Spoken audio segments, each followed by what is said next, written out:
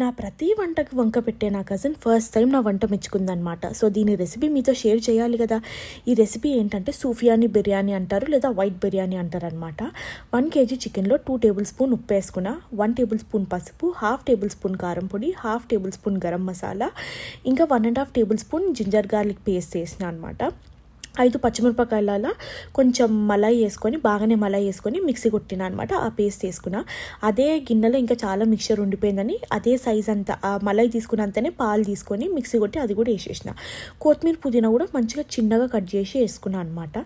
ఇది మంచిగా కలుపుకోవాలి. ఇందులో నేను ఫ్రైడ్ ఆనియన్ ఏంటంటే విరగొట్టి వేస్తలేను, అట్లనే వేస్తున్నా. ఎందుకంటే మిక్స్ చేసేటప్పుడు అది ఎలాగో విరిగిపోతుంది కాబట్టి.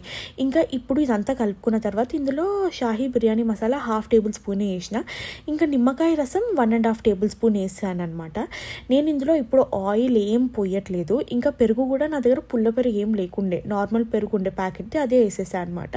ఇది మంచిగా కలుపుకోవాలి. బిర్యానీ కోసం ఆనియన్స్ ఫ్రై చేసుకుంటాం కదా, అందులో నుండి ఆయిల్ మొత్తం తీసి కొంచెం ఆయిల్లో హోల్ గరం మసాలా అంతా వేసి పెట్టాను అనమాట. అది ఇప్పుడు వేసేస్తున్నాను. మీరు నోటీస్ చేస్తే నేను ఆయిల్ వేయలేదు, ఎందుకంటే ఆయిల్ వేస్తే ముక్కకి మసాలా అంటదనమాట. అందుకోసమే ఆయిల్ తర్వాత వేసుకుందాం. ఇప్పుడు రైస్ కోసం నేను ఆల్రెడీ బియ్యం కడిగి పెట్టుకున్న దాంట్లో పొయ్యి మీద ఎక్కించి 2 ఇలాచీ, 2 దాల్చిన చెక్క, 2 లవంగాలు, కొంచెం సాజీరా, 2 బే లీఫ్ వేసి ఆనియన్స్ ఫ్రై చేసిన ఆయిల్ 2 టేబుల్ స్పూన్ పోసి దాన్ని ఇంకా బాయిల్ గానికి పెట్టేసిన. ఇంకా అందులో 4 టేబుల్ స్పూన్ సాల్ట్ వేసిన అనమాట. రైస్ చాలా సాల్టీ ఉండాలి, సముద్రం నీళ్ళు అంత ఉప్పుగా ఉండాలన్నమాట. ఇప్పుడు చికెన్లో ఆయిల్ పోసా అనమాట. ఎప్పుడైనా సరే బిర్యానీ చేసేటప్పుడు ముక్కకి ఎలా ఉండాలంటే బొక్క కిందికి ఉండాలి, ముక్క మీదికి ఉండాలి. లేకపోతే ఎప్పుడైనా అంటుకున్నా సరే బొక్క కాలుతుంది కానీ ముక్క కాలదు. అందుకోసమే అని చెప్పి బొక్క కిందికి పెట్టి ఫ్లెష్ మీదికి పెట్టండి అనమాట. ఇంకా దీన్ని మంచిగా సమానంగా పరచుకోండి, సో దట్ మంచిగా ఈవెన్గా కుక్ అవుతుంది అని చెప్పి. నా అన్నం ఆల్రెడీ కుక్ అవ్వడం స్టార్ట్ అయింది, బట్ ఇంకా 40% అయిండే. మీరు చూస్తే అది ఇంకా బియ్యం ఇప్పుడే కుక్ అయ్యడం స్టార్ట్ అయిందనమాట. ఇంకా పలుకు తెలుస్తుంది. అందుకోసమే ఇంకొక 2 minutes పెట్టా. ఇంకా పక్కన అప్పటికే ఒక పాత పెంక పెట్టి దమ్ కోసం అని గరం గానికి పెట్టిన.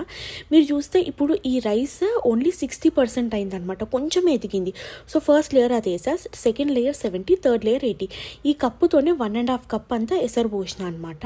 ఇంకా మీదికి గరం మసాలా ఇంకా నెయ్యి వేసుకుంటున్నా. ఇప్పుడే ఆనియన్స్ వేసారనుకో అది అతికిపోయి గలీజ్ అవుతుంది, సో ఏం వేయకండి. దీనికి మూత పెట్టి దమ్ పెట్టేద్దాం. ఒక 45 minutes నుండి 1 hour వరకు.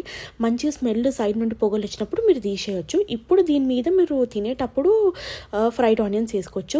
దీంతో పాటు కద్దుకా దాల్చా తింటే సూపర్ ఉంటుంది. మటన్ అవసరం లేదు, ఓన్లీ వెజిటేబుల్ కద్దుకా దాల్చా విత్ తెల్ల వంకాయలు వేసి చేసుకుంటే సూపర్ ఉంటుంది. నా కజిన్ మెచ్చుకోవడం అయితే అబ్బో ఇదొక మిరాకిలే ఈసారి.